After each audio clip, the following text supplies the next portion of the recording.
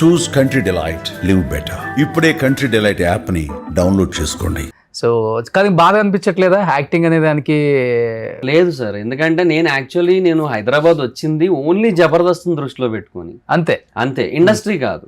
For me Jabardasth is my industry. Okay. So అట్లాగే అనుకొని వచ్చాను. సో దాంట్లో ప్లేస్ కోసం కష్టాలు పడ్డాను స్టార్టింగ్ లో. తర్వాత దాంట్లో ఒక మంచి పొజిషన్ కి వెళ్ళాను. టీమ్ లీడర్ కూడా అయ్యాను. ఒక 18 స్కిట్లు చేశాను టీమ్ లీడర్ గా. ఆ తర్వాత జరిగిన కొన్ని బ్యాడ్ సిచ్యువేషన్స్ వల్ల బయటకు వచ్చాను. సో ఇంకా నా డ్రీమ్ ఫుల్ఫిల్ అయిపోయిన ఫీల్ ఉంటది ఒక సైడ్. సో ఇంకా అంతే పెద్ద ఏం ఫీలింగ్. ఇంత చిన్న ఏజ్ కి డ్రీమ్ ఫుల్ఫిల్ అయిపోయింది అనుకున్నా? ఒక డ్రీమ్ అంతేనా? మల్టిపుల్ డ్రీమ్స్ ఉంటాయి కదా, అందులో ఒక డ్రీమ్. ఓకే. సో యాక్చువల్ గా చెప్పాలంటే ఆర్పీది నీ కాంబినేషన్ చాలా బాగుంటుంది. అవునవును, మా ఇద్దరు 120 స్కిట్స్ చేసాం సార్. ఐ థింక్ ఆర్పీ అన్న మహేష్ అన్నతో గానీ బాబీతో గానీ కూడా అన్ని స్కిట్స్ చేయలే. మేమే ఎక్కువ ట్రావెల్ అయ్యాం. ఓకే. సో అటు సైడ్ ఏమో అభిది మన ఆదిది ఎంత బాగుంటుంది కాంబినేషన్. తర్వాత అంటే వాళ్ళ రేంజ్ ఈక్వల్ బాగా మీరు అది మెయింటైన్ చేశారు. అవునవును, మీ ఇద్దరు కాంబినేషన్ చెప్పాలంటే ఆర్పీ కూడా మంచి ఆర్టిస్ట్. చాలా మంచి ఆర్టిస్ట్ సార్. ఆర్పీ అన్న స్టాండప్ చేస్తారు సార్ ఈ సెట్స్ లో. అసలు లిటరల్లీ ఒక పావుగంట నవ్వుతాం అసలు ఒక 2-3 డైలాగులకి. అలా ఉంటది అక్కడ. ఓకే. కానీ ఆర్పీ వెళ్ళిపోయిన తర్వాత నువ్వు వెళ్ళిపోయావు కదా? ఆర్పీ అన్న వెళ్ళిపోయాక నాకు టీమ్ లీడర్ గా ఛాన్స్ వచ్చింది. ఆయన ప్లేసే నాకు దొరికింది. నాకు టీమ్ లీడర్ అయ్యాను. తర్వాత మళ్ళీ లాక్డౌన్ పడింది. 18 స్కిట్లు చేశాక మేము టీమ్ లీడర్స్ గా, నేను జీవన్ అన్న. లాక్డౌన్ తర్వాత మా టీం తీస్తారు. ఓకే. తర్వాత ఆర్టిస్ట్ గా మళ్ళీ చేశాను, కంటిన్యూ చేశాను.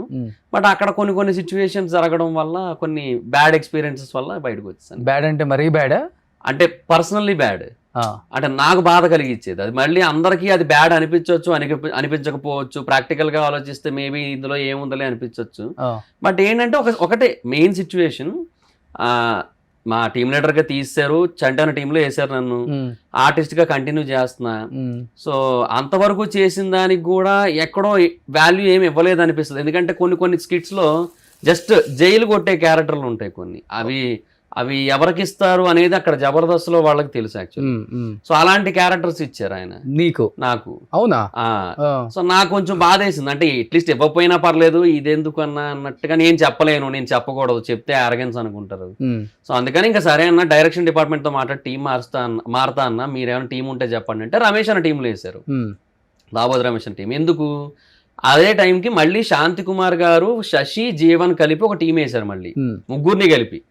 సో అటు శాంతి కుమార్ గారు అక్కడ నుంచి బయటకు వెళ్ళారు కాబట్టి నాకు ఆ ప్లేస్ దొరికింది. సరే అని వేసారు నన్ను అక్కడ. ఒక షెడ్యూల్ చేశారు, 2 స్కిట్లు చేసాను, అయిపోయింది. నెక్స్ట్ షెడ్యూల్ కి ప్రాక్టీస్కి వెళ్ళారు. వెళ్తే రమేష్ అన్న, మహేదర్ నేను తీసాను నీకు తెలీదా అన్నారు. అక్కడికి వెళ్ళిపోయి నేను కూర్చున్నా ప్రాక్టీస్ కోసం. అప్పుడు మొత్తం టీం అంతా వచ్చున్నారు ముందు. రమేష్ అన్న కొంచెం లేట్ వచ్చి కూర్చున్నారు. ఆయన అంటే, మహేదర్ నేను తీసాను నీకు తెలీదా అన్నారు. అన్నది ఎవరు? రమేష్ అన్న, తాగుబోతు రమేష్ అన్న. ఓకే. అంటే నాకు తెలియదన్నా, మీరు కూడా చెప్పలేదు కదా అంటే, అదే డైరెక్షన్ డిపార్ట్మెంట్ చెప్తానన్నారు, నీకు చెప్పలేదా? లేదన్నా అని చెప్పి నేను ఒక ఎగ్జిక్యూటివ్ దగ్గరికి వెళ్ళాను. అప్పుడు జబర్దస్త్ ఎగ్జిక్యూటివ్. ఆయన దగ్గరికి వెళ్ళి అడిగాను, ఏందన్నా ఇట్లా ఈయన ఫైట్ చేయలేదా తాగుబోతు రమేష్ గారు? దానికి రీజన్ ఏంటి, శాంతి కుమార్ గారు మళ్ళీ వచ్చారు. అక్కడ ఆయనకి ఫ్రస్ట్రేషన్ వచ్చి, ఆయనకి ఏదో కుదరలేదు, వచ్చారు ఆయన. ఆయనతో పాటుగా నరేష్ ను కూడా ఇచ్చారు వీళ్ళు, మన జబర్దస్త్ నరేష్. సో తనని ఇచ్చారు. సో నరేష్ ఏంటంటే ఒకటి punch based artist, 2 drama based artist కూడా. నేను ఓన్లీ పంచ్ బేస్డ్ ఆర్టిస్ట్ కదా. సో ఆయనకి బెటర్ ఆప్షన్స్ దొరికాయి. సో ఆయనకి ఏం అనలేదు, ఆయన ఏం అనుకోలేదు ఆయన. సో సరే నేను డైరెక్షన్ డిపార్ట్మెంట్ దగ్గరికి వెళ్ళాను. అన్న నాకు చెప్పలేదన్నా అంటే, అదే మహేదర్ ఇట్లా జరిగింది, కొన్ని మార్పులు అయ్యాయి, నిన్ను చూద్దాం ఇంకో టీంలో ఎక్కడైనా ఇరికిద్దాంలే, నీకు చెప్పలేదంటే, అదే నువ్వేం పెద్ద పట్టించుకో, పెద్ద ఫీల్ కావు కదా, అందుకే నీకు చెప్పలేదు అన్నారు. నేను అన్నాను, అది కాదన్నా, నేను డైరెక్ట్గా వచ్చేసి అక్కడ కూర్చున్నాను, నేను ప్రాక్టీస్ నా టీం అనుకోని. నేను అక్కడికి వెళ్ళిన తర్వాత నిన్ను తీసేసావు, నీకు తెలీదా అనేసి అంటే బాధ వేస్తుంది కదా, నేను మనిషినే కదా, నాకు ఫీలింగ్స్ ఉంటాయి కదా, నేనెందుకు బాధపడను, ఇది కరెక్ట్ కాదని చెప్పి ఇంకా అంటే ఆ టైంలో అనిపించింది this is not my place అని. ఇంకా సో నువ్వు కూడా లైట్ తీసుకుందాం ఇంకా, అంటే ఆ మూమెంట్ లో అనిపించింది ఇంకా this is not my place అని. డైజెస్ట్ అవ్వలేకపోయావు? అది చాలా కష్టం అనిపించింది అన్న. ఎందుకంటే అంతమంది టీం మెంబర్స్ ముందు నిన్ను తీసేసావు, నీకు తెలీదా అంటే, నాకు ముందు చెప్పేసి ఉండుంటే నేను ఆ షెడ్యూల్కి రాకేపోతును కదా అన్న. చెప్పొచ్చు, ఒక మెసేజ్ పెట్టచ్చు, నేను ఎవరో ఒకరితో అప్పుడు ఆ తర్వాత షెడ్యూల్కి మాట్లాడుకొని అప్పుడు వాళ్ళ టీం దగ్గరికి వెళ్ళి ఉందును. సో నాకు అది తీసుకోలేకపోయాను. సో కీర్తి గారి దగ్గరికి వెళ్ళాను, సార్ ఇట్లా ఇది సార్ జరిగింది, ఇంకా నేను టీమ్ లీడర్గా అయితేనే ఉండగలను సార్, లేదంటే వెళ్ళిపోతాను సార్, ఇక్కడ నాకేమో బాధగా అనిపించింది సార్ అంటే, ఇంకెక్కడైనా ఏమైనా ఛాన్సెస్ వచ్చాయా, ఇంకెక్కడైనా ఆప్షన్ ఉందా అన్నారు. అంటే అదిరింది అప్పుడే స్టార్ట్ అయింది కదా, దానికోసం అన్నట్టు అడిగారు. అలా ఏం లేదు సార్, ఇక్కడే నాకు ఇక్కడ బాధ కలిగింది అంతే అని చెప్పాను. ఒక 3 days టైం మహిదర్ అన్నారు. 3 days తర్వాత ఇంకా లేదు అన్నారు. ఇంకా అంతే ఇంకా వచ్చేసాను. యాక్చువల్గా చెప్పాలంటే నువ్వు పంచులు చాలా బాగా రాస్తావు.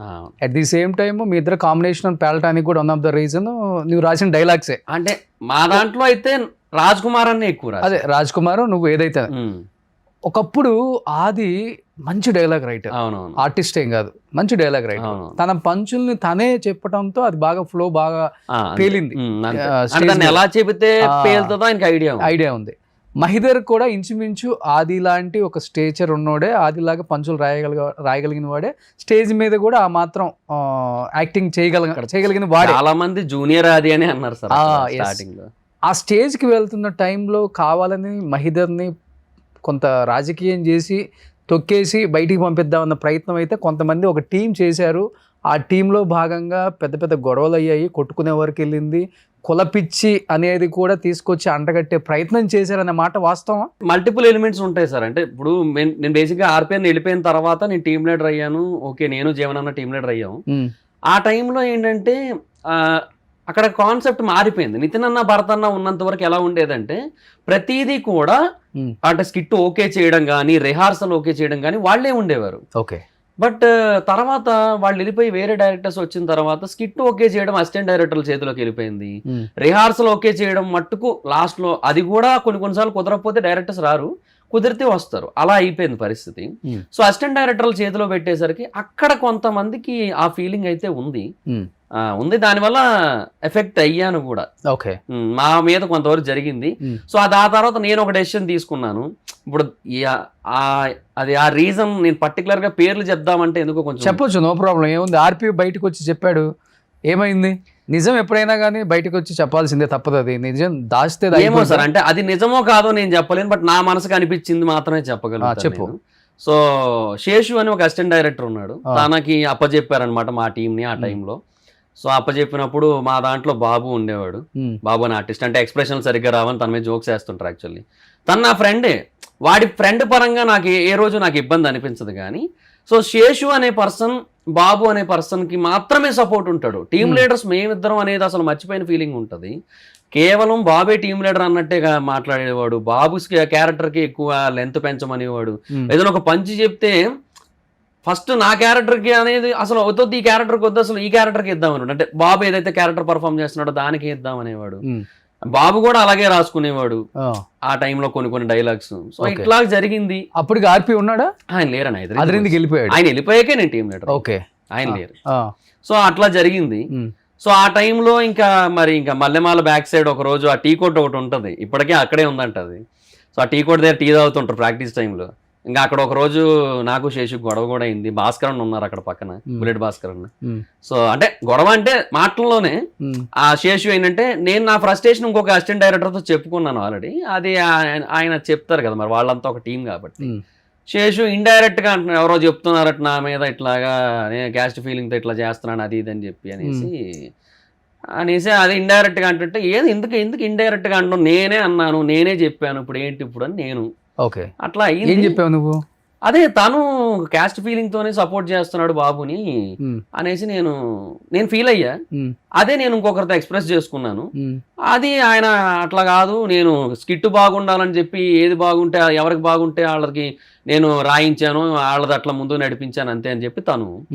లేదు, నువ్వు ఈ ఫీలింగ్ తోనే చేసావు, అప్పుడు నువ్వు టీమ్ లీడర్లు ఫస్ట్ ప్రియారిటీయా, టీంలో వచ్చిన ఒక ఆర్టిస్ట్ ఫస్ట్ ప్రియారిటీయా నీకు, నువ్వు అది కూడా చూసుకోవాలి కదా. ఇప్పుడు ఇద్దరం పంచ్ బేస్డ్ ఆర్టిస్టులమే కదా. ఇప్పుడు నేను బేసిక్గా అసలు టీమ్ లీడర్ అయ్యింది ఇన్నాళ్ళుగా ఏ బేసిస్ మీద, పంచ్ బేసిస్ మీద. మా డౌట్ నువ్వు నాకు ఇవ్వకుండా ఆ పర్సన్కి ఇస్తే ఏంటి అర్థం అంటే, ఆ క్యారెక్టర్ డిమాండ్ చేసిందంటే ఈ క్యారెక్టర్ వేసినా పేలుతుంది కదా. అది కూడా ఇట్లా దానికి డిసిషన్ లేదు యాజ్ ఎ టీమ్ లీడర్ గా కాదండి. సుమన్ టీవీలో మీ పర్సనల్ అండ్ బిజినెస్ ప్రమోషన్స్ కోసం కింది నెంబర్కి కాంటాక్ట్ చేయండి.